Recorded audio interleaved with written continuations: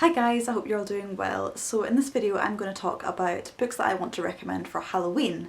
And I really enjoy reading creepy or scary books, and some of these are going to be more explicitly frightening ones with supernatural elements. Some of them are going to be those ones that just make you feel a bit unnerved. I find the fact that reading is an inherently solitary activity makes books all the more scary because you don't get that feeling of camaraderie which you sometimes get when you watch a horror film with friends. I'm just going to jump right into it. The first one is Melmoth by Sarah Perry, which you've probably heard about because it came out just earlier this month and it was accompanied by a huge marketing campaign.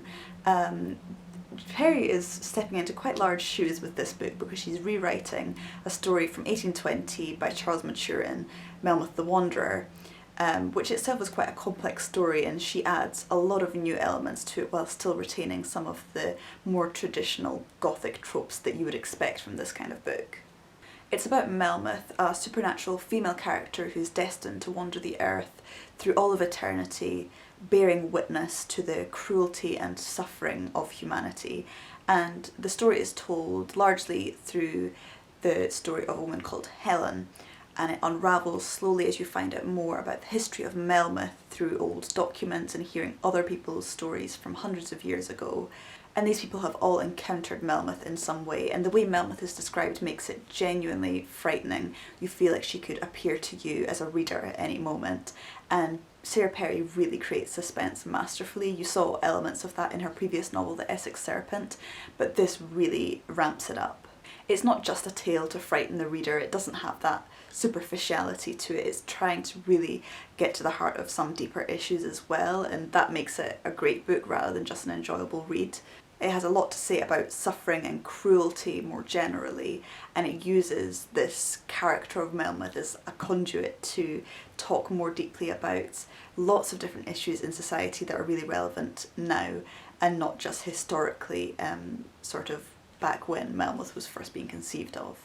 Something I found particularly unique in this book was the fact that it implores to you directly as a reader to look, to act and to think, and it makes for a much less passive reading experience than you usually get, and it passes some of the responsibility onto you as the reader as well. I would really recommend it. It is, I think, something quite special. Next is It by Stephen King, and I've made a separate video about this, comparing it to the film adaptation, and it's quite an obvious choice because the film I thought was a really great rendering of the book, and it's one of those ones that it tells how fear is experienced by children in a way that is still really frightening to read as an adult, and I've not really read anything else that does that so masterfully. In a way, a bit like the Boggarts in Harry Potter, Pennywise, the antagonist in this book, appears to the children in whatever form will cause them the most fear. And some of these are quite childlike fears. They could be seen as quite absurd or caricaturist, but the skill with which it's written makes it never seem absurd or comical. It's just really scary. It's a really long book, and it's much more than just being about a scary monster. It really gets to the heart of a lot of issues within, society more widely, and it gets really into the nitty-gritty of relationships within this community, and you feel so entrenched within the story and within the characters' lives that it not only makes it more scary, but so much more believable, and you genuinely care in a way that a lot of books that are meant to evoke fear often don't do. Next is The Silent Companions by Purcell, which I actually mentioned briefly in my previous video because she has just released a new book called The Corset, which I've not read yet, but I would really like more people to read this book. It's just come out in paperback actually, and it is one of those ones that is much more unsettling than I anticipated it being, and also it just has a very interesting cover with this keyhole element here.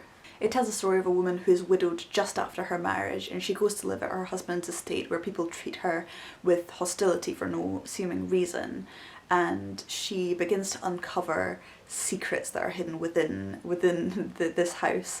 Behind a locked door she finds a diary from 200 years ago and a painted wooden figure that looks just like her.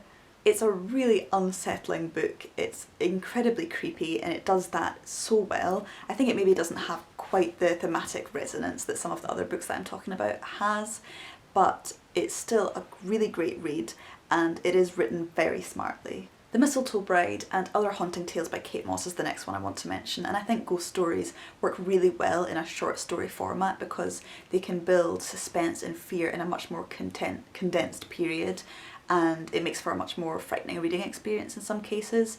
And also in the case of a collection like this, the author can explore all sorts of different types of fear and of haunting and supernatural visitations in a way that would seem a bit far-fetched if they were all within one novel, but in this format can be much more varied and balanced. This collection was really well written. I felt it was better than I anticipated it being, and there definitely was some repetition between the stories. You can tell that there are specific themes, maybe of religion, that Kate Mosse is interested in particularly, that crop up throughout, and some, you know, have the kind of stereotypes that you see in Gothic fiction a lot, but generally they are intelligently written and there are a few moments of real fear in this book. I've just finished reading Rebekah by Daphne du Maurier for the first time, and I can already tell it's going to reach my top 10 books ever list, because I mean, it's Rebekah by Daphne du Maurier, I suppose, and everyone seems to love it in the world. I don't know what I can say that's not already been said 100 times about this book, but it's one that I really wish that I had studied at university or at school, because I can just tell in my first reading that there's so much that I didn't really pick up on, and there's so many references, and it's so layered that I think it really deserves multiple readings. It follows the story of a young woman who gets married to an older widowed man whose late wife Rebekah hangs over the house, and this new wife in particular, not as a physical ghost but as an all-pervading idea of, I suppose, wifely perfection that this new wife, who is not named in the book interestingly, feels like she can never live up to. The book is not scary per se because it doesn't have the supernatural elements that a lot of these other ones do, but it has such a forbidding air throughout the book because it builds suspense in the sense that the air is thick with deceit and lies and treachery, and the house that they live in, Manderley itself, is personified into this really foreboding character. This book surprised me with how action-packed and twisty the plot was. I can tell why. This book surprised me with how action-packed and twisty the plot was. It really surprised me, it shocked me even at several points, right up until the very last line. It's definitely one of those books that is saying a lot about society, and in particular a woman's place within it. It really brilliantly compared and contrasted these two wives within the book, and the way they and other characters are characterised, I think, makes the reader's loyalty lie in places where they perhaps morally shouldn't, which is a really interesting reading experience. If you haven't read this book, then I would absolutely recommend you do. I can't see any possible reasons why you wouldn't enjoy it, honestly. Next is Northanger Abbey by Jane Austen, and I feel like this is a pretty obvious choice, but I found this one particularly interesting because it satirises Gothic fiction and it turns on its head so many of the cliches you expect from Gothic fiction that is written in the final years of the 18th century. To me, it contains all the elements I expect from an Austen novel, a critique of sort of upper class society and the expectations of specific behaviour from women and within marriages, but it also has a slightly more light-hearted aspect to it. It has some real humour, and it definitely pokes fun at other authors from the period and how women are represented in literature, and also how reading is represented in literature, which is really interesting obviously as a reader. It's not scary in the sense that some of the other books I've talked about are, but I think it's a really interesting one if you want to learn more about the history of Gothic fiction and how Austen is being transgressive against some of those older traditions, especially in its portrayal of women. And in some ways she definitely paved the way for later authors, some of these other ones that I've talked about. So it's educational as well as being a really good read, and also I feel like it is one of Austen's shorter novels, so it's a really good place to start if you've not read her books before. We Have Always Lived in the Castle by Shirley Jackson is the last one I want to mention, and this is a fairly odd and very short book. It's just 150 pages. It manages to combine humour with some of the much more unsettling aspects in a way that I've not really seen from many other Gothic fiction books. And this one tells the story of two sisters who live together with their uncle on an estate. They're from a very wealthy family, and they are despised by the town people for their snobbery and also for the dark events that happened 6 years previously. All of their other family members died in suspicious circumstances when their sugar was poisoned with arsenic at a dinner party, and it was never established who was the culprit for this. The younger of the two siblings is our protagonist in this book, and she's a very interesting one because she's clearly an unreliable narrator. You don't get a sense that you're understanding the full truth of the situation.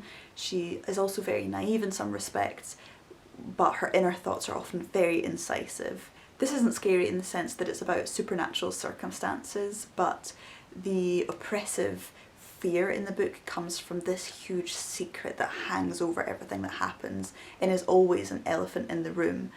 I think this is a really interesting book, and Shirley Jackson's an author that I've not read her other books yet.